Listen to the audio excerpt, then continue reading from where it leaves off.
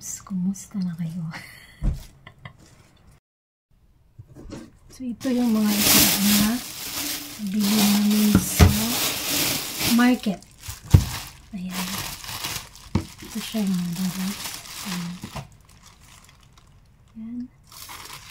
Parang pareho sa texture sa atin sa Pinas nga. Yung tinatawag namin sa Bisaya isda sa bato. Ang pareho sila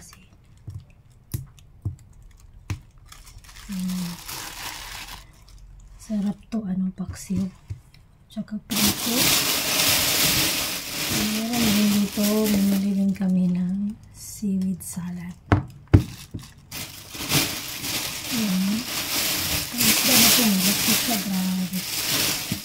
Ayan. Ayan. Ang yellowfin tuna ito, mga lalabs. Yellowfin tuna, tama ba ako?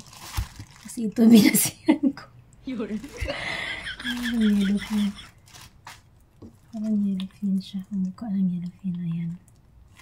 So, ito yung isda na nabili namin sa market ngayon. Oh, wow! Bye-bye! Balik tayo dyan.